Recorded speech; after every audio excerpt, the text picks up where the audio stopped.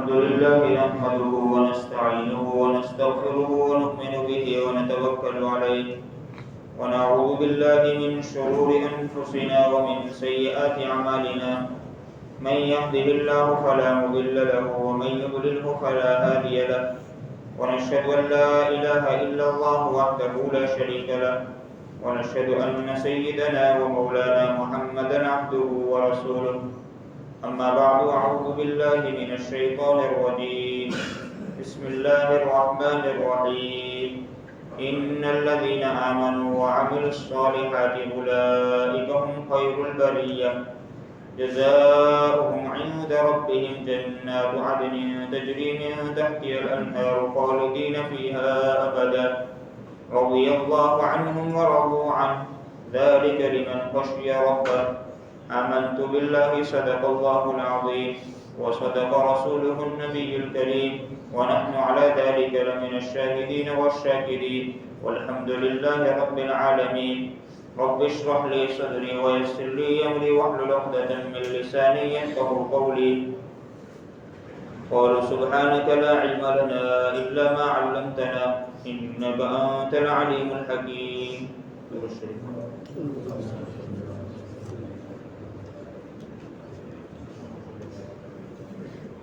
ہمارے یہاں تک بات پہنچی تھی. معاویہ اور علی رضی اللہ تعالیٰ عنہما ان دونوں کے درمیان حکم بنانے کا فیصلہ ہوا. اس طرف سے معاویہ کی طرف سے رضی اللہ تعالیٰ عنہ ان کی طرف سے عمرو بن عاص کو مقرر کیا گیا, پنچ نامزد کیا گیا, اور اہل عراق کی طرف سے کافی اختلاف کے بعد حضرت ابو موسیٰ اشعری رضی اللہ تعالیٰ عنہ کو پنچ نامزد کیا گیا. اب ان کو 6 مہینے کی مدت دی تھی کہ قرآن اور حدیث میں غور و فکر کر کے ایک عہد نامہ تیار کریں جس پر دونوں فریق بالاجماع یعنی جو کہا جائے گا اس پر بالکل عمل کیا جائے گا. یہ بات طے پائی. 6 مہینے کا جو وقت دیا گیا تھا سفر سے لے کر رمضان تک کا وقت, وہ 6 مہینے کی مدت ختم ہو گئی. اس کے بعد 6 مہینے کی مدت ختم ہونے کے بعد اب دونوں آمنے سامنے, اور ایک جو تیسرا آدمی رکھا تھا, تیسرے عبداللہ بن قیس, ان تینوں کو یہ پنچ نامزد کیا گیا. عبداللہ بن قیس تو صرف گواہی کے طور پر تھا, اور یہ دونوں دومت الجندل نامی ایک جگہ ہے, وہاں پر دونوں جمع ہو گئے, یعنی تینوں جمع ہو گئے. کچھ لشکر لے کر ساتھ میں کچھ ساتھی ہو تو اچھا, تو دونوں طرف سے وہ جمع ہو گئے وہاں. اب بیٹھنے کے بعد یہ بات پہلے یہ کہا کہ کوئی بات ایسی ہمیں سوچنی چاہیے کہ مسلمانوں کے درمیان جو آج جھگڑا چل رہا ہے, جنگ چل رہی ہے, وہ کیسے مٹ جائے, کیسے ختم ہو جائے, اس کے بارے میں سب سے پہلے سوچا جائے اور ایسی تدبیر اختیار کی جائے کہ آپس کی جنگیں ختم ہو جائیں. دونوں نے اتفاق کر کے یہ بات طے کر لی. اس کے بعد یہ بات بھی ذہن میں آئی کہ ایک کاتب کو بلا لینا چاہیے, رائٹر کو بلا لینا چاہیے کہ جو چیز لکھ دی جاتی ہے وہ بالکل مضبوط ہو جاتی ہے. کوئی آدمی زبانی کوئی بات کہتا ہے, جیسے کہ آج کل کوئی بزنس یا کوئی بھی چیز کرتا ہے تو اس میں کیا کرتے ہیں, وہ پہلے لکھت کروا لیتا ہے تاکہ بعد میں جا کر گم نہ جائے.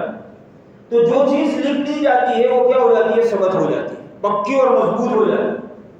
اس لیے انہوں نے ایک کاتب کو بلوایا, اور پھر وہ جو کل آپ کے سامنے بات آئی تھی کہ یہ عہد نامہ بڑا لمبا عہد نامہ ہے, 2 صفحے کا ہے, 2 پیج کا ہے, تو میں انشاءاللہ آپ کے سامنے پورا پڑھ کر بتاتا ہوں اسی میں سے. بسم اللہ الرحمن الرحیم. یہ وہ فیصلہ ہے جس پر ابو موسیٰ, عبداللہ بن قیس اور عمرو بن عاص باہم متفق ہوئے, یعنی تینوں نے اتفاق کیا. ہم دونوں اس بات کا اقرار کرتے ہیں کہ خدا واحد کے سوا کوئی اور عبادت کے لائق نہیں. ہمارے تو جھگڑے میں ایسا کوئی آتا ہی نہیں, اللہ ہی آدمی آتا, نعوذ باللہ. تو یہ سب سے پہلی چیز ہمیں اس سے سیکھنی چاہیے, اور نہ کوئی اس کا شریک ہے, اور محمد صلی اللہ علیہ وسلم اس کے بندے اور اس کے رسول ہے. خدا نے انہیں ہدایت اور دین حق دے کر بھیجا تاکہ وہ اس کی حقانیت کے سبب اسے تمام ادیان پر غالب کر دے, اگرچہ مشرکین کو یہ ناگوار ہو.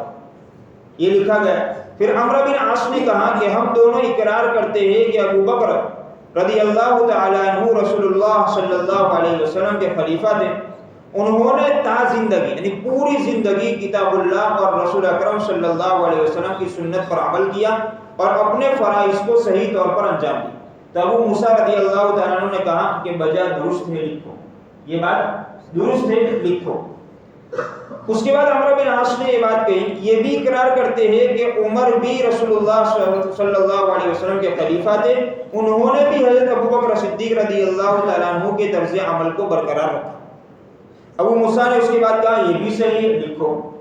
عمرو بن عاص نے کہا کہ یہ بھی اقرار کرتے ہیں کہ عمر کے بعد عثمان رضی اللہ تعالیٰ عنہ مسلمانوں کے اتفاق اور صحابہ کے مشورے اور ان کی رضامندی سے منصب خلافت پر فائز ہوئے اور وہ سچے اور پکے مسلمان تھے۔ اب یہاں پر ابو موسیٰ اشعری رضی اللہ تعالیٰ عنہ فرماتے یہ مسئلہ اس وقت زیر بحث نہیں ہے، کیونکہ ہمیں تو حکم بنایا گیا ہے اور اس جنگ کا فیصلہ کرنا ہے، حضرت عثمان کی کوئی بات ہی نہیں۔ اس کے بعد عمرو بن عاص نے کہا کہ اگر آپ ان کو مومن تسلیم نہیں کرتے تو پھر وہ کافر تھے، ٹھیک ہے، وہ عمرو بن عاص اموی خاندان کے، تو بات منوانی تھی پوری۔ ابو موسیٰ رضی اللہ تعالیٰ اس کے بعد کہا کہ اچھا لکھو۔ عمرو بن عاص نے کہا کہ اب دو ہی باتیں ہیں، یا انہیں ظالم ہونے کی حیثیت سے قتل کیا گیا یا مظلوم ہونے کی حیثیت سے۔ یہ سارا بکھیرا ہی اسی وجہ سے تھا نا، کہ حضرت عثمان کو شہید کیا گیا تو ان کے مقتولین، ان کے قاتلین سے قصاص لیا جائے نہ لیا جائے، اسی بارے میں بکھیرا ہوا، تو وہی پوچھ رہے۔ ابو موسیٰ رضی اللہ تعالیٰ انہیں مظلوم ہونے کی حیثیت سے قتل کیا، یعنی حضرت ابو موسیٰ بھی مانتے تھے اشعری رضی اللہ تعالیٰ۔ عمرو بن عاص نے کہا کہ جسے مظلوم ہونے کی حیثیت سے قتل کیا گیا ہو، خدا نے اس کے ولی کو قاتلوں سے طلب قصاص کا حق دیا ہے۔ کس بات کے لیے جمع ہوئے ہیں اور کیا باتیں ہوئی؟ حضرت ابو موسیٰ رضی اللہ تعالیٰ عنہ کا ہاں دیا ہے۔ عمرو بن عاص رضی اللہ تعالیٰ عنہ کہتے ہیں آپ جانتے ہیں کہ معاویہ ہی عثمان کے ولی اقرب ہے۔ ابو موسیٰ رضی اللہ تعالیٰ عنہ کہا یہ بھی درست ہے۔ عمرو بن عاص نے کہا تو اس صورت میں معاویہ کو حق ہے کہ وہ قاتلان عثمان سے مطالبہ کرے، وہ جو کوئی ہو، جہاں کہیں ہو، اس کام میں کوئی دقیقہ پھر و گزاشت نہ کرے، یعنی کوئی بھی لمحہ نہ چھوڑے، کسی کو بھی نہیں چھوڑنا چاہیے، تمام کو قتل کر دینا چاہیے۔ ابو موسیٰ رضی اللہ تعالیٰ کا یہ بھی ٹھیک ہے۔ عمرو بن عاص نے کہا کہ یہ سب باتیں لکھ لو، یہ جتنی باتیں ہوئی سارے، کاتب سے کہا، جو لکھنے والا رائٹر کو بلایا تھا اس کو کہا کہ بھائی یہ ساری باتیں جو ہمارے درمیان ہوئی وہ لکھ دو۔ ابو موسیٰ اس کے بعد کیا ابو موسیٰ رضی اللہ عنہ کہ مجھے یقین ہے کہ اہل عراق کبھی معاویہ کو پسند نہ کریں گے اور اہل شام کبھی علی سے راضی نہیں ہوں گے۔ دونوں طرف وہی معاملہ ہے کہ اہل شام حضرت معاویہ کو پسند کرتے تھے، اہل عراق حضرت علی رضی اللہ تعالیٰ عنہ کو پسند کرتے تھے، تو جو مخالف حضرت معاویہ کو اہل عراق پسند نہیں کریں گے، حضرت علی کو اہل شام پسند نہیں کریں گے، لہذا دونوں کو اس منصب سے علیحدہ کر کے عبداللہ بن عمر کو خلیفہ بنایا گیا۔ لیکن عمرو بن عاص نے کہا کہ عبداللہ بن عمر اس منصب کو قبول کریں گے؟ ابو موسیٰ رضی اللہ تعالیٰ عنہ کہا امید تو ہے بشرطے کہ سب مسلمان بالاتفاق ان سے درخواست کریں۔ عمرو بن عاص نے کہا سعد بن وقاص کو کیوں نہ منتخب کیا جائے؟ ابو موسیٰ رضی اللہ تعالیٰ عنہ یہ ساری باتیں لکھی جائے۔ ابو موسیٰ رضی اللہ تعالیٰ عنہ کہا کہ وہ موضوع نہیں ہے، موضوع کا مطلب یہ موضوع نہیں، وہ مطلب نہیں ہے، بلکہ وہ لائق نہیں ہے، اس بات کے لائق نہیں، سعد بن وقاص۔ اس کے بعد عمرو بن عاص نے اور متعدد بزرگوں کے نام لیے، لیکن ابو موسیٰ انکار کرتے رہے اور عبداللہ بن عمر کے علاوہ کسی اور کے لیے رضامند نہ ہوئے۔ یہاں آ کر گفتگو کا سلسلہ ختم ہو گیا اور جو کچھ طے پایا تھا اس پر فریقین کے دستخط ثبت ہو گئے۔ فریقین نے کیا کر دیا؟ دونوں فریق نے دستخط کر لے اس پر، اور بڑے بڑے جو حضرات تھے ان کے بھی دستخط ہو گئے۔ لیکن اب یہ سنانا ہے، اس میں یہ بات یہ بھی ہوئی تھی کہ حضرت ابو موسیٰ رضی اللہ تعالیٰ عنہ، لیکن ان ساری باتوں سے یہ خلاصہ نکلا کہ حضرت معاویہ رضی اللہ تعالیٰ عنہ بھی معزول ہو جائیں گے، حضرت علی رضی اللہ تعالیٰ عنہ بھی منصب خلافت سے معزول ہو جائیں گے۔ اب دونوں حاکم نہیں رہیں گے، لیکن کس کو آگے حاکم بنائیں گے اس کے بارے میں کوئی معاملہ طے ہوا۔ اب یہاں پر امید یہاں پر ایک یہ تھی کہ معاویہ رضی اللہ تعالیٰ عنہ کو اب اس جو مدت ہے اس میں حاکم بننے کا چانس زیادہ ہے۔ کیوں؟ اس لیے کہ اہل شام تمام حضرت معاویہ پر متفق تھے، لیکن حضرت علی کی طرف تمام لوگ متفق نہیں، تو ووٹ زیادہ جانے والے تھے حضرت معاویہ کی طرف، تو حضرت معاویہ کو تو زیادہ امید تھی کہ میں انشاءاللہ حکومت پر آ جاؤں. اس لیے عمرو بن عاص نے، اب عمرو بن عاص اور حضرت موسیٰ اشعری رضی اللہ تعالیٰ عنہ، یہ سارے کے سارے لوگ اس کے پاس آئے، پہلے حضرت علی رضی اللہ تعالیٰ عنہ کے پاس آئے. اور جیسے ہی یہ خبر سنائی کہ یہ معاملہ طے ہوا ہے کہ آپ دونوں کو کیا کر دیا جائے گا، معزول کر دیا جائے گا اور کوئی نیا حاکم منتخب کیا جائے گا، لیکن حضرت علی رضی اللہ تعالیٰ عنہ نے اس فیصلے کو ماننے سے کیا کر دیا، انکار کر دیا کہ میں یہ فیصلہ نہیں مانتا. حالانکہ دونوں کے جمع ہونے سے، دونوں کے اتفاق سے طے ہوا تھا کہ وہ دونوں حکم ہیں. یہاں پر حضرت علی کے بارے میں ذرہ برابر ہمارے دل میں خلیش نہیں آنی چاہیے. وہ آپ صلی اللہ علیہ وسلم کی لاڈلی بیٹی کے شوہر تھے، اور آپ نے یہاں تک کہا ہے کہ علی مولا، کہ میں جس کا مولا اس کا علی مولا، یہاں تک بات کہی. اس لیے ذرہ برابر ہمارے دل میں کھوٹ پیدا نہیں ہونی چاہیے. وہاں پر علی رضی اللہ تعالیٰ عنہ کا استحقاق اور حق تھا حکومت پر. کس اعتبار سے؟ بنو ہاشم کے خاندان میں ہونے کے اعتبار سے. اس لیے وہ معزول ہونے سے انکار کرتے تھے کہ نہیں میں معزول نہیں ہوں. جیسے ہی حضرت علی رضی اللہ تعالیٰ عنہ نے انکار کیا، اب وہ جو خوارج تھے جو پہلے سے کہتے تھے کہ یہ حکم بکم ہم مانتے نہیں، ہم تو قرآن کے فیصلے کو مانتے، اب وہ کہاں پر چپک گئے؟ حضرت علی رضی اللہ تعالیٰ عنہ کہ یہ ہم اس کو تو پہلے سے کہتے تھے حضرت علی کو، لیکن وہ مانے ہی نہیں، اپنی ضد پر رہے. نعوذ باللہ، ضد نہیں تھی ان کو، تو لوگوں نے مجبور کیا تھا، ورنہ تو وہ تو جنگ ہی پر راضی تھے کہ جنگ ہو جائے اور فیصلہ ہو جائے. لیکن وہاں پر بھی یہی کہ پہلے سے ہم نے بات کہی تھی کہ حکمن نہیں بنانے چاہیے، قرآن کے فیصلے کو مان لو، قصاص لے لو، یہ کر لو وہ کر لو، ہم نے ساری باتیں کہی تھی، لیکن وہ مانے ہی نہیں اس وقت. اب انہوں نے اپنی ایک الگ پارٹی 12,000 کا مجمع لے کر وہ الگ ہو گئے. اب حضرت علی رضی اللہ تعالیٰ عنہ کی جماعت میں کیا ہو گئی؟ کھوٹ ہو گئی، کمی آ گئی. جیسے ہی یہ معاملہ پیش آیا، اب حضرت علی رضی اللہ تعالیٰ عنہ نے جب ان کے سامنے فیصلہ سنایا گیا تو انہوں نے شام جانے کا سوچ لیا تھا. اس طرف عمرو بن عاص نے جا کر حضرت معاویہ کو یہ نہیں سنایا کہ بھائی یہ فیصلہ ہوا وہ فیصلہ ہوا، سیدھا ان کو مبارکباد دی کہ آپ کو خلیفہ بننا مبارک، یعنی آگے کی بات سوچ کر کہا کہ آپ کو خلیفہ بننا مبارک. مبارکبادی اس اعتبار سے، ورنہ ابھی تو معذور ہو ہی جائیں، بعد میں آپ انشاءاللہ امید ہے کہ آپ حاکم بن جائیں. لیکن لوگوں نے اسی وقت بیعت بھی کر لیا اور ان کو خلیفۃ المسلمین بھی بنا دیا اور پکارنا شروع بھی کر دیا، لیکن وہاں شام تک محدود تھا، اس سے آگے نہیں آیا. حضرت علی رضی اللہ، اب وہاں تو معاملہ ہو گیا، حضرت علی رضی اللہ تعالیٰ عنہ یہ سن کر فوراً اپنی جماعت کو تیار کیا اور شام کے لیے روانہ ہونے کے لیے نکلے. لیکن اس طرف خوارج نے فتنہ فساد پھیلانا شروع کر دیا تھا. ایک صحابی عبداللہ بن خباب نامی اپنی بیوی جو امید سے تھی ان کو لے کر جا رہے تھے، اور وہ لوگ وہاں پر بیٹھے ہوئے تھے، جو ان کی وہ جگہ انہوں نے مقرر کی تھی وہ نہروان، وہاں پر بیٹھے ہوئے تھے. وہاں پر جا کر اب وہاں سے عبداللہ بن خباب گزرے تو ان کو ساری باتیں پوچھنے لگے کہ آپ کا حضرت ابوبکر اور حضرت عمر کے بارے میں کیا خیال ہے؟ بالکل بہتر تھے، انہوں نے اچھی طریقے سے اپنا خلافت کا نظام سنبھالا. اس کے بعد حضرت عثمان رضی اللہ تعالیٰ عنہ کے بارے میں پوچھا کہ انہوں نے بھی بہتر طریقے سے نبھایا. پھر اس کے بعد حضرت علی رضی اللہ تعالیٰ عنہ کے بارے میں پوچھا، کیا پوچھا کہ آپ کا تحکیم سے پہلے، یعنی جو حکم بنانے کا معاملہ پیش آیا اس سے پہلے حضرت علی کے بارے میں کیا خیال تھا، اور حکم بنانے کے بعد حضرت علی کے بارے میں کیا خیال تھا.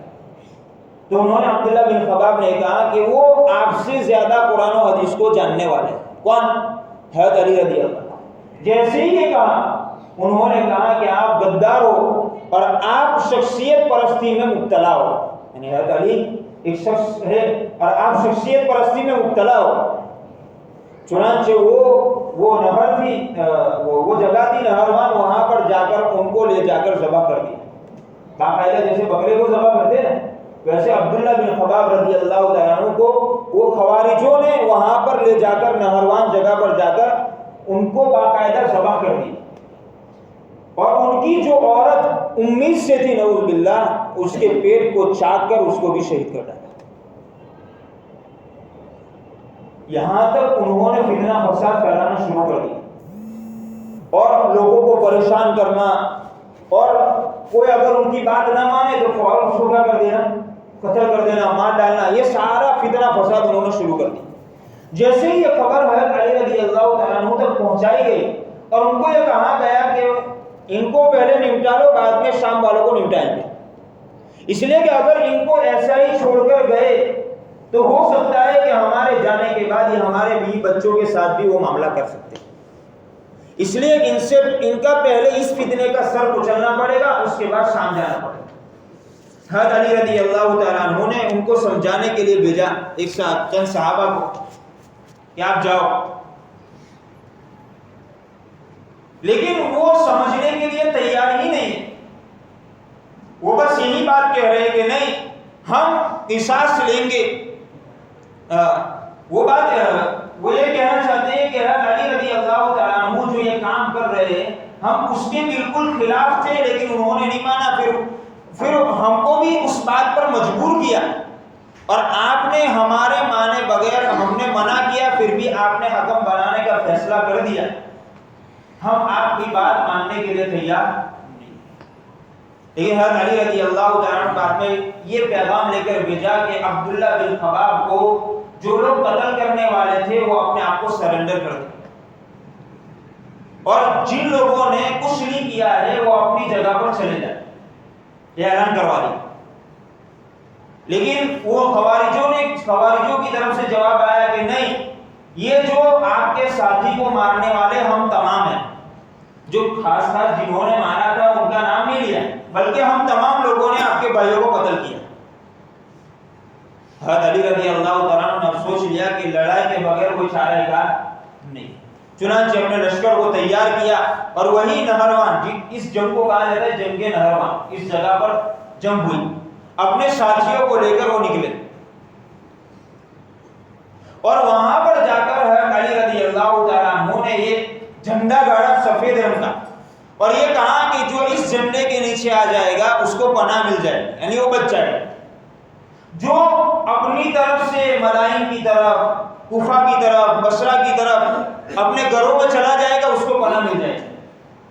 چنانچہ ایسے بہت سارے لوگ، ایک آدمی جو خارجی اسی جماعت کا تھا لیکن اپنے 500 آدمیوں کو لے کر وہاں سے روانہ ہو گیا۔ ایسے ہی دھیرے دھیرے آہستہ آہستہ بہت سارے لوگ ان کی جماعت سے، 12,000 کا مجمع تھا، اس میں سے 2,800 آدمی باقی رہے، لیکن پھر بھی وہ ٹس سے مس نہیں ہوئے۔ حضرت علی رضی اللہ تعالیٰ عنہ نے ان سے مقابلہ کیا اور انہوں نے شکست کھائی، لیکن پھر بھی اپنے وہ خوارج جتنی بہادر قوم تھی، وہ اپنے بہادری کے جوہر دکھا رہے۔ ایک شخص کا تو باقاعدہ شریح نامی تھا، اس کا باقاعدہ پیر کٹ گیا، لیکن اس حالت میں بھی وہ جنگ کر رہا ہے اور کہہ رہا ہے کہ نر اونٹ چاہے لنگڑا ہو جائے، لونڈا ہو جائے، لیکن اپنی مادہ کی پرواہ کرنا نہیں چھوڑتا ہے۔ مادہ مطلب ہوتا ہے کہ جو اس کی بیوی اعتبار سے کہے، اس میں میاں بیوی تو نہیں ہوتے، لیکن وہ ایک نر اور مادہ سمجھانا چاہتا ہوں، فیمیل اور میل، اس طرح۔ تو اسی حالت میں وہ جنگ کرتا رہا، لیکن آخر میں ابو موسیٰ اشعری رضی اللہ تعالیٰ عنہ نے اس کا کام کیا کر دیا، تمام کر دیا، اور اس حالت میں اب وہ فتنہ جو ہوتا وہ برا تھا وہ کیا ہو گیا، ختم ہو گیا۔ لیکن بعض لوگ جو زندہ رہ گئے تھے، اس کے بعد بھی کافی جنگیں ہوتی رہی، بہت ساری جنگیں، یعنی اس طرح کی جنگیں، 2,000 کا مجمع بھیجا، 1,000 کا مجمع بھیجا، 500 کا مجمع بھیجا، اس طرح کی لڑائیاں ہوتی رہی۔ لیکن آخر میں معاویہ رضی اللہ تعالیٰ عنہ نے حضرت علی کی طرف یہ پیغام بھیجا کہ یہ خون خرابہ ہو۔ ایک بات یہ رہ گئی کہ یہ جو معاملہ ہوا تھا اس کے بعد کوفہ والوں نے اپنے پیر پیچھے کھینچ لیے شام کی طرف جانے سے، کہ ہم اب شام کی طرف آئیں گے نہیں جنگ کرنے کے لیے۔ اب حضرت علی رضی اللہ تعالیٰ عنہ کیا ہو گئے، اب کوئی تیار نہیں تھا، حضرت علی نے بھی اب ملتوی کر دیا کہ اب شام نہیں جانا ہے، جتنا ہوا ہے اتنا لے کے بیٹھے۔ لیکن پھر بھی حضرت معاویہ رضی اللہ تعالیٰ عنہ اپنی حکومت قائم کرنے کے لیے اس طرح وہ جنگیں اس طرح ہوتی رہی۔ آخر میں حضرت معاویہ رضی اللہ تعالیٰ عنہ نے پیغام بھیج دیا کہ آپ اب ہمارے ہاتھ میں ہمارے قبضے میں جتنے علاقے ہیں اتنے علاقے لے کے بیٹھ جائیں، نہ آپ میرے علاقوں سے چھیڑ چھاڑ کرو اور نہ میں آپ کے علاقوں سے چھیڑ چھاڑ کروں۔ حضرت علی رضی اللہ تعالیٰ عنہ اس پر کیا ہو گئے؟ متفق ہو گئے اور اس طرح سلو ہو گئے۔ اس کے بعد خوارج کی جماعت کی جو چند لوگ باقی رہ گئے تھے اس میں سے 3، جس کا نام عبد الرحمن ابن ملجم، دوسرے تھے بکر بن عبداللہ تمیمی، اور تیسرے تھے عمرو بن بکر۔ یہ 3 لوگ مکہ معظمہ میں ایک ساتھ مل گئے، جمع ہو گئے۔ اب انہوں نے یہ خون خرابہ جو کھانا جنگی ہو رہی تھی، آپس میں مسلمان لڑ رہے تھے، اس کو سوچ کر اور یاد کر کے آنسو بہائے، اور دوسرے وہ بھی آنسو بہائے جو جنگ نہروان میں اپنے بھائی قتل ہو گئے تھے، ان کو یاد کر کے بھی آنسو بہائے۔ آنسو بہانے کے بعد اب یاد تو آتی ہے بھائیوں کے، آنسو بہانے کے بعد انہوں نے سوچا کہ اب 2 چیزیں کرنے، یہ مسلمانوں میں خون خرابہ ختم ہو جاوے اور ہمارے جو قاتلین ہیں، ہمارے بھائیوں کے قاتلین، ان سے بھی انتقام لے لیا جائے۔ اور اس میں مین ہے عمرو بن عاص، حضرت علی رضی اللہ تعالیٰ عنہ، حضرت معاویہ رضی اللہ تعالیٰ عنہ۔ اب ہم بھی 3 ہیں، وہ بھی کیا ہے؟ 3۔ ہم تینوں ایک کو بانٹ لیتے ہیں کہ بھائی ان کو ختم کر دے ہوئے، تاکہ جو مسلمانوں کے درمیان جھگڑے چل رہے، جنگ چل رہی ہے، وہ انہی کی وجہ سے خون خرابہ ہو رہا ہے، وہ انہی کی وجہ سے ہو رہا ہے، ان کو شہید کر دیا جائے تاکہ مسلمان ایک جٹ ہو کر رہ جائے۔ اور دوسرا یہ بھی کام ہو جائے کہ ہمارے بھائیوں کا انتقام ان سے لے لیا جائے، بدلہ مل جائے۔ چنانچہ عبد الرحمن ابن ملجم نے کہا کہ میں حضرت علی کو قتل کروں گا۔ اب وہ رضی اللہ تعالیٰ عنہ تو بولنے والا نہیں، میں علی کو قتل کروں گا۔ بکر بن عبداللہ تمیمی کو ان کا کام سبل، حضرت معاویہ کا کام سبل کیا، اور تیسرے جو تھے عمرو بن بکر، ان کو عمرو بن عاص رضی اللہ تعالیٰ عنہ کو کام سبل کیا، اور تینوں نے ایک تاریخ طے کر لی کہ یہ کام ہمیں کرنا ہے 17 رمضان سن ہجری 40 کو۔ سن ہجری 40 کو انہوں نے طے نہیں کی تھی، لیکن بتانے کی 17 رمضان کی تاریخ طے ہوئی، اور اس کے سن ہجری 40 کا یہ واقعہ۔ چنانچہ تینوں اپنے اپنے مشن پر روانہ ہوئے۔ یہ عبد الرحمن ابن ملجم وہ کوفہ پہنچ گئے۔ کوفہ پہنچ کر وہاں پر ایک قبیلہ رہتا تھا، قبیلہ بنی رباق، وہ اس عقیدے کا تھا، یعنی خارجی عقیدے کا وہ قبیلہ ہے۔ تو وہاں پر جا کر اس سے تعلقات بنائے، اور تعلقات بنانے کے بعد وہاں ایک عورت رہتی تھی، حسین و جمیل کتاب نامی ایک عورت تھی، وہ اس پر کیا ہو گیا؟ گرویدہ ہو گیا۔ چنانچہ اس نے ابن ملجم نے اس عورت کے پاس نکاح کا پیغام بھیجا۔ اس نے نکاح کا پیغام قبول کیا، لیکن کہا کہ میں جو مہر تجویز کروں، میں جو مہر مقرر کروں وہی مہر ہوگا۔ تو اس نے ابن ملجم نے کہا کہ منظور ہے۔ چنانچہ اس عورت نے، کتاب نامی عورت نے جو مہر میں مقرر کیا وہ 3000 درہم، ایک غلام، ایک باندی اور حضرت علی رضی اللہ تعالیٰ عنہ کا سر۔ کیا مانا مہر میں؟ کتنی نفرت بھری ہوئی ہوئی۔ حالانکہ یہ وہ حضرت علی رضی اللہ تعالیٰ عنہ وہ شخص ہے جس کو کبھی نبی اکرم صلی اللہ علیہ وسلم نے اپنے پیچھے نہیں رکھا۔ ان کو تکلیف پہنچانے پر نبی اکرم صلی اللہ علیہ وسلم کا آپ کا دل روتا تھا کہ حضرت علی کو کچھ بول دیا ہے، اور اس شخص کے بارے میں اس شخص کے اثر وہ منگوا رہے۔ ابن ملجم نے کہا کہ میں تو کوفہ ہی اسی لیے آیا تاکہ حضرت علی کا سر لے جاؤں۔ یہ پوری ان کی جو حضرت عثمان کی شہادت کے بعد کی جو زندگی ہے، کتنی مصائب اور تکلیفوں کے اندر گزری، اور اس کے بعد بھی وہ لوگ سوچنے کے لیے تیار ہی نہیں ہے کہ وہ شخص ہے، یہ حضرت علی رضی اللہ تعالیٰ عنہ وہ شخص ہے جس کے بارے میں نبی اکرم صلی اللہ علیہ وسلم نے جنت کی بشارت دی ہے۔ ہم ایسے شخص کو قتل کرنے جا رہے ہیں، ان کے ذہن میں بالکل بات نہیں آ رہی۔ ابن ملجم نے یہ شرط منظور کر لی۔ اس کے ساتھ 2 شخص، اب کتاب اور یہ ابن ملجم دونوں ساتھ میں یہ پلان بنا رہے، لیکن ان کے ساتھ 2 اور مل گئے، شبیب اور وردان نامی 2 شخص تھے، وہ بھی ان کے ساتھ مل گئے حضرت علی کو قتل کرنے کے۔ چنانچہ جمعہ کا دن تھا، یعنی یہ جیسے ہم کہتے ہیں جمعرات کی شام، جمعرات کی شام کو جا کر وہ لوگ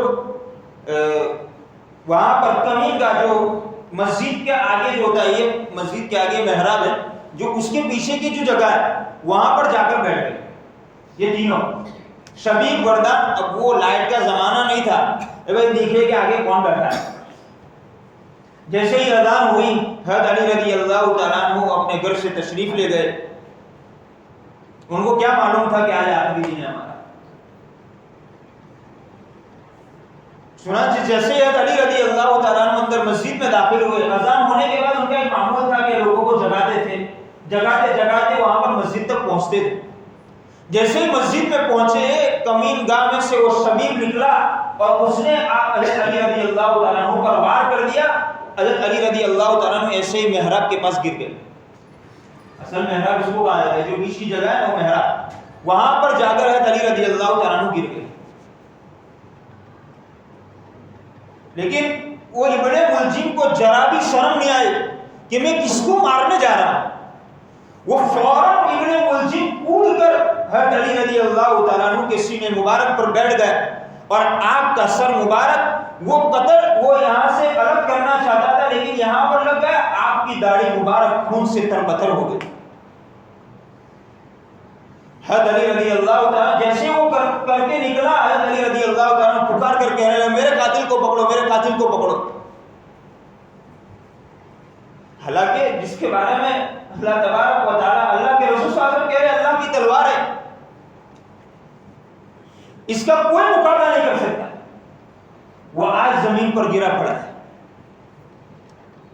صرف اور صرف اپنے اندر کی مسلمانوں کی نا اتفاقی کی وجہ سے۔ یہ وہ شہادت کہ یہ ستارہ جس دن غروب ہوا ہے، اب حضرت علی رضی اللہ تعالیٰ عنہ نے پکار کر کہا میرے قاتل کو پکڑو، میرے قاتل کو پکڑو۔ چنانچہ وہ دونوں شبیب اور وردان تو نکل گئے، ابن ملجم گرفتار کر لیا۔ حضرت علی رضی اللہ تعالیٰ عنہ وہ نماز فجر کی نماز تو نہیں پڑھ سکے، خون اتنا بہہ گیا، بعد میں گھر جا کر بڑی گرج لے جایا گیا، ان کو علاج معالجہ کیا گیا، لیکن کچھ بن نہیں پڑا۔ چنانچہ انہوں نے اس کے سامنے اس قاتل کو پیش کیا گیا اور کہا کہ اگر میرا انتقال ہو جائے، زندگی اگر میرا ساتھ نہ دے تو تم اس کو قتل کر دینا، اور اگر میں زندہ رہا تو میں جو مناسب سزا سمجھوں گا میں اس کو دوں گا۔ لیکن وہ اخیری مدت حیات تھی، اللہ تبارک و تعالیٰ نے اس بندے جری کو اپنے پاس بلا دیا۔ اس وقت اس سے پہلے اپنے صاحبزادوں کو بلا کر وصیت کس بات کی کر رہے ہیں؟ کسی سے بدلہ لینے کی وصیت نہیں کر رہے۔ آج تو وصیت بھی اس بات کی ہوتی ہے کہ بھائی بیٹا اس سے بات مت کرنا، بھائی سے بات مت کرنا۔ مسلمان کی بات تو ہے، اندر بھائی بھی ایسا وصیت کر کے جاتے ہیں کہ ان سے بات مت کرنا۔ حضرت علی رضی اللہ تعالیٰ اتنی تکلیف پہنچانے کے بعد بھی اپنے بیٹوں کو وصیت کر رہے ہیں، اے بیٹا تقوی اختیار کرنا، اچھے اعمال کرنا اور لوگوں کے ساتھ اچھی طرح رہنا اور خدمت دین میں لگے رہنا، دین کی خدمت کرتے رہنا۔ اس کے بعد یہی آپ کی زبان پر یہ آیت تھی فَمَنْ يَعْمَلْ مِثْقَالَ ذَرَّةٍ خَيْرًا يَرَهُ وَمَنْ يَعْمَلْ مِثْقَالَ ذَرَّةٍ شَرًّا يَرَهُ۔ یہ آیت پڑھتے ہوئے اللہ کو اپنی جان دے دیجیے۔ جیسے حضرت علی رضی اللہ تعالیٰ عنہ شہید ہوئے، حضرت حسن رضی اللہ تعالیٰ عنہ نے آپ کی نماز جنازہ پڑھائی اور آپ کا جو دارالخلافت تھا کوفہ میں، وہاں پر آپ کو دفن کیا گیا۔ اس کے بعد حضرت حسن رضی اللہ تعالیٰ عنہ نے ابن ملجم کو بلایا۔ ابن ملجم وہاں پر بھی کہہ رہا ہے، کیا کہہ رہا ہے؟ حضرت علی کا کوئی کام تمام کر دیا میں نے، اب میں نے وعدہ کیا ہے کہ معاویہ کا بھی کام تمام کر دوں گا، چنانچہ مجھے یہ اتنی مہلت دو کہ میں معاویہ کا کام تمام کر دیا ہوں، میں آپ کے یہاں حاضری دے دوں گا واپس۔ حالانکہ اب حسن رضی اللہ تعالیٰ نے یہاں پر بھیج سکتے تھے نا کہ میرے والد کو بہت تکلیف پہنچائی ہے معاویہ نے، غلط فہمی کی بنا پر حسن یہاں پر بدلہ لے سکتے تھے معاویہ سے، لیکن اس کو کیا، اس کی درخواست کو رد کر دیا، اس کو پکڑ لیا اور عبداللہ بن جعفر کو حکم دیا کہ اس کو قتل کرو۔ چنانچہ اسی وقت کیا کر دیا گیا، قتل کر دیا گیا حضرت علی کے بدلے میں۔ اب دوسرے جو دو کو بھیجا تھا بکر بن عبداللہ، ان کو بھیجا تھا حضرت معاویہ کے قتل کے لیے۔ حضرت معاویہ رضی اللہ اسی وقت جس وقت حضرت علی کی شہادت ہوئی، حضرت علی کو مارا گیا، اسی وقت وہ بھی کام کرنے والے تھے، ایک ہی وقت میں وہ کام کرنے والے۔ چنانچہ حضرت معاویہ جیسے ہی مسجد میں گئے اور نماز پڑھ کے نکلے تو اس نے جو بکر بن عبداللہ نے حملہ کر دیا، لیکن چھوٹی سی خراش آئی، بچ کر نکل گئے۔ چھوٹی سی خراش آئی، اس کے بعد اس کو گرفتار کر لیا گیا اور اس کو بھی قتل کر دیا۔ حضرت معاویہ رضی اللہ وہ تو بچ گئے اللہ کے شکر سے۔ اس کے بعد انہوں نے 20 سال خلافت کی، سن ہجری 60 تک انہوں نے خلافت کی۔ حضرت معاویہ رضی اللہ تعالیٰ عنہ بعد میں اپنی حفاظت کے لیے ایک مقصورہ بنا دیا، ایک کمرہ بنا دیا اور وہاں پر ایک محافظ دستہ اور جماعت تیار کر دی تاکہ جماعت نماز پڑھانے آؤ تو اس وقت میری حفاظت ہوگی، گھر میں تو حفاظت ہوگی۔ اب تیسرے جو بیعت عمرو بن بکر کو، وہ کس کے لیے؟ عمرو بن عاص کو مارنے کے لیے۔ لیکن عمرو بن عاص اس وقت اتفاقاً یہ ہوا کہ عمرو بن عاص اس وقت بیمار تھے، تو بیماری کی وجہ سے مسجد میں نہیں آ سکے تھے۔ تو اس وقت جس نے امامت کروائی خارجہ نے امامت کروائی تھی۔ اب اس نے عمرو بن بکر نے ان کو عمرو بن عاص سمجھ کر اس کو کیا کر دیا؟ قتل کر دیا۔ لیکن جیسے ہی عمرو بن عاص کو معلوم ہوا، اس کو پکڑا گیا اور اس کو گرفتار کر کے پھر اس کو بھی کیا کر دیا؟ قتل کر دیا۔ اس طرح ان بڑوں کی شہادت ہوئی۔ علی رضی اللہ عنہ شہید ہو گئے، عمرو بن عاص کے جگہ پر خارجہ شہید ہو گئے۔ اس طرح کی شہادت اور حضرت علی رضی اللہ عنہ نے یہ 4 سال جو مصائب میں سن ہجری 35 میں حضرت عثمان رضی اللہ عنہ کی شہادت کے بعد ان پر یہ مصائب اور تکالیف آئے۔ ہم یہ سمجھتے ہیں کہ کوئی آدمی قرآن کا پابند ہو، نماز کا پابند ہو، اس پر مصائب نہیں آ سکتے، یہ نہیں ہو سکتا۔ اگر ایسا ہوتا تو نبی اکرم صلی اللہ علیہ وسلم کو بھی جتنی مصیبت آئی کبھی نہ آتی۔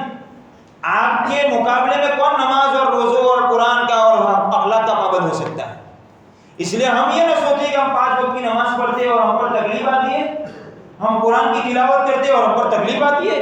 نہیں، یہ دنیا تو خوشی اور غمی کا کیا ہے؟ سنگم ہے۔ اس لیے ہم ان شہادتوں کو یاد رکھیں۔ یہ شہادت جو ہوئی ہے 17 رمضان کو سن ہجری 40 میں حضرت علی رضی اللہ تعالیٰ عنہ نے اپنی جان اللہ کے حوالے کر دی۔ کتنا مبارک موقع، کتنا مبارک وقت، اور اس میں اللہ نے اپنے پاس بلا لیا۔ لیکن شہید کا مرتبہ بھی آج بھی وہ اپنی قبر میں کیا ہوگی؟ زندہ ہوگی۔ اس لیے کہ شہید اپنی قبروں میں کیا ہے؟ زندہ ہے۔ وَلَا تَقُولُوا لِمَن يُقْتَلُ فِي سَبِيلِ اللَّهِ أَمْوَاتٌ، جو اللہ کے راستے میں شہید کیے گئے ان کو تم مقتول مت کہو کہ وہ مر گئے، وہ نہ کہو، وہ شہید اپنی قبروں میں کیا ہے؟ زندہ ہے۔ یہ حضرت علی رضی اللہ تعالیٰ عنہ کی یہ پوری کہانی، یہ پوری تکلیف، تکالیف اور مصائب کی زندگی ہمیں بتاتی ہے۔ اتنی تکالیفوں کے باوجود بھی انہوں نے اپنے بھائیوں سے بدلہ لینا بالکل نہیں چاہا۔ اس کے بعد حضرت علی رضی اللہ تعالیٰ عنہ جیسے ان کو دفن کر دیا گیا، امام حسن رضی اللہ تعالیٰ عنہ نے کوفہ والوں کو جامع مسجد میں جمع کیا اور اس کے بعد اپنے ہاتھ پر بیعت کی۔ تمام لوگوں نے آپ کے ہاتھ پر بیعت کی۔ لیکن جیسے اس طرف معاویہ کو معلوم ہوا کہ علی رضی اللہ تعالیٰ عنہ شہید ہو گئے اور امام حسن نے اپنے ہاتھ پر بیعت کیے، تو اب وہ 6000 کا مجمع لے کر وہاں سے روانہ ہوئے۔ حضرت معاویہ رضی اللہ عنہ مدائن کی طرف اور یہ کوفہ کی طرف، عراق کی طرف روانہ ہوئے۔ اس طرف حضرت امام حسن کو معلوم ہوا، امام حسن رضی اللہ تعالیٰ عنہ اپنا 4000 کا لشکر لے کر سابات مقام، یہ جگہ کا نام ہے سابات، وہاں پر جا کر پہنچ گئے۔ اور وہاں پر جا کر ان کو ایسا لگا کہ میری قوم لڑنے کے لیے تیار نہیں، اور یہ کوفہ والوں کا ہے نا پہلے سے رہا ہے، ان کے اندر فتنے کی شرست تھی، یعنی فطرت ہی ان کی فتنے کی۔ یا حسین رضی اللہ تعالیٰ عنہ کا جو معاملہ پیش آیا وہ کہاں پر آیا؟ کوفہ سے ہی آیا۔ یہ کوفہ کے والوں کی فطرت ہی یہ تھی فتنے کی، تو وہ وہاں سے، لیکن اللہ نے وہاں پر ایسے اکابر بھی پیدا کیے امام ابو حنیفہ کہاں گئے؟ وہی پیدا ہو. تو یہ ہم یہ نہ سمجھے کہ ان پہ خوبیاں بھی تھی خامیاں بھی تھی، لیکن یہ فتنہ کھور تھے، وہ صلح کو چاہتی ہی نہیں تھی. اس لیے امام حسن رضی اللہ تعالیٰ عنہ ان کو جمع کیا. مجھے ایسا لگتا ہے کہ ہمیں اب کیا کر لینا چاہیے؟ صلح کر لینی چاہیے. اللہ سے ڈرے اور اپنے مسلمانوں کو جمع کرنے کے لیے. اب ہم نہ جنگ کر سکتے اور نہ آپ جنگ کے لیے تیار ہو اور نہ صلح کے لیے تیار. لیکن میری رائے تو یہ ہے کہ ہم اس حکومت کی باغ دوڑ کو کیا سپرد کر دیں اور صلح کر لیں. لیکن اس وقت بھی وہ کوفہ والوں نے کہا کہ یہ بھی اپنے والد صاحب کی طرح حضرت علی رضی اللہ تعالیٰ عنہ کی طرح نعوذ باللہ کافر ہو گئے. وہ تو اپنے اعتبار سے کیا مانتے تھے؟ جو ایسا جنگ کو منع کرے وہ کیا ہو گیا؟ کافر ہو گئے نعوذ باللہ. چنانچہ امام حسن رحمۃ اللہ رضی اللہ تعالیٰ عنہ پر ان لوگوں نے، کوفہ والوں نے، حالانکہ وہ لڑنے گئے تھے کسی اور سے، لیکن کوفہ والوں نے حضرت امام حسن پر حملہ کر دیا اور ان کے خیمے کے سارے سامان کو لوٹ لیا. لیکن اسی وقت جب جیسے ہی یہ معاملہ پیش آیا، حضرت امام حسن گھوڑے پر سوار ہوئے اور پکارا، دو قبیلوں کو پکارا کہ یہ قبیلہ ہمدان کہاں پر ہے. چنانچہ وہ دوڑتے ہوئے آئے اور ان جو لوگ کوفہ والے تھے جنہوں نے امام حسن پر حملہ کیا تھا ان لوگوں کو مار بھگایا. اس کے بعد امام حسن رضی اللہ تعالیٰ عنہ مدائن کی طرف واپس آ گئے. حضرت معاویہ نے عبداللہ بن عامر کو صلح کے لیے بھیجا. کس کے پاس؟ حضرت علی رضی اللہ تعالیٰ عنہ. لیکن ان کو ایسا لگا کہ یہ صلح کے لیے نہیں آ رہے بلکہ کس لیے آ رہے؟ جنگ کے لیے آ رہے. چنانچہ چند لوگ ایک امیر کی ماتحتی میں ان لوگوں کو بھیجا ان سے مقابلہ کرنے کے لیے. لیکن عبداللہ بن عامر نے کہا کہ سنو دور سے ہی کہہ دیا، کہیں ایسا نہ ہو کہ پاس میں آ کر ختم کر دے. اس لیے دور سے ہی کہہ دیا سنو میں حضرت معاویہ کی طرف سے صلح کا پیغام لے کر آیا. چنانچہ وہ واپس گئے امام حسن کے پاس. امام حسن وہاں پر مدائن کی طرف واپس آئے اور وہ صلح والا معاملہ پیش آیا. امام حسن رضی اللہ تعالیٰ عنہ نے یہ بات کہی کہ میں چند شرائط پر آپ سے صلح کرنے کے لیے تیار. چنانچہ عبداللہ بن عامر وہ کچھ فیصلہ نہیں کر سکتے، اس لیے حضرت معاویہ نے کوئی شرطوں کا ماننے کا کہا نہیں تھا. چنانچہ عبداللہ بن عامر واپس گئے کس کے پاس؟ حضرت معاویہ کے پاس. حضرت معاویہ کو یہ سب باتیں کہی کہ وہ شرط منظور کرنے کو کہہ رہے تھے کہ جو شرط کہے خوشی منظور کرو. اس لیے حضرت معاویہ خوش ہو گئے جب صلح کی بات ہوئی تو. اب انہوں نے 4 شرائط رکھے. پہلی شرط تو یہ رکھی کہ اہل عراق کو امان عام دے دیا جائے کہ اگلے جو معاملات ہوئے اس معاملے میں کسی کی گرفت نہ کی جائے، کسی کو پکڑا نہ جائے. دوسرا احواز کا خراج، جو زکات ہے، عشر ہے، وہ ساری چیزیں جو آتی ہے وہ میرے نام لکھ دیں. کس کے نام؟ امام حسن کے. تیسری شرط یہ رکھی کہ میرے بھائی حضرت حسین رضی اللہ تعالیٰ عنہ کو سالانہ یعنی 1 ورش کا سالانہ 20 لاکھ درہم وظیفہ دیا جائے. یہ تیسری شرط. اور چوتھی شرط عطیہ تحفے تحائف دینے میں بنو ہاشم کا حق سب سے پہلے رکھا جائے. یہ کس اعتبار سے؟ نبی اکرم صلی اللہ علیہ وسلم کے خاندان کے اعتبار سے. اگر آپ حق توڑو گے تو کل قیامت کے دن آپ کی پوچھ سکتے. اس لیے کہ آپ کس کا خاندان ہے؟ نبی اکرم صلی اللہ علیہ وسلم. تو یہ ساری شرطیں ہوئی. ان شرطوں پر ان کی صلح ہو گئی. اور یہ جو آپ صلی اللہ علیہ وسلم کی پیشین گوئی تھی، ان بنی ھذا سید یصلح به بین المسلمین العظیمتین او کما قال علیہ الصلوۃ والسلام، کہ میرا بیٹا سید خاندان کا، یہ میرا بیٹا سردار بنے گا، لیکن یہ سردار اس کی وجہ سے 2 عظیم مسلمانوں کی جماعت کے درمیان اللہ کیا کر دے گا؟ صلح کر دے گا. اس طرح امام حسن رضی اللہ تعالیٰ عنہ کا وہ کچھ حکومت کا جو زمانہ ہے وہ 4 مہینے یا 6 مہینے کا، اس لیے ان کی حکومت کو ذکر نہیں کیا. اس طرح امام حسن رضی اللہ تعالیٰ عنہ تک جو آپ صلی اللہ علیہ وسلم نے کہی تھی کہ میرے منہج پر اور میرے طریقے پر اگر حکومت رہے گی وہ 30 سال تک رہے گی، وہ یہاں پر امام حسن رضی اللہ تعالیٰ عنہ کی جہاں تک حکومت رہی وہ 30 سال مکمل ہو گئے. اس کے بعد جو شروع ہوا وہ خلافت راشدہ باقی نہیں رہی، وہ صرف اور صرف کیا ہو گئی؟ حکومت ہو گئی. تو یہ یہاں تک امام حسن رضی اللہ تعالیٰ عنہ یہ اس طرح صلح ہو گئی ان کے ذریعے اس کے بعد اب وہ واقعات، یہ حضرت معاویہ رضی اللہ تعالیٰ عنہ نے 20 سال حکومت کی، اس کے بعد امام حسین رضی اللہ تعالیٰ عنہ کے واقعات، وہ انشاءاللہ آئندہ کل تو ہمارے یہاں ہمارے بستی کا گشت کا دن ہے، تو کل تو موقوف رہے گی مجلس، انشاءاللہ پیر کے دن اس پر مفصل، اس پر تفصیلی طور پر بات کی جائے گی۔ اللہ تبارک و تعالیٰ ہمیں کئی سنی باتوں پر عمل کرے۔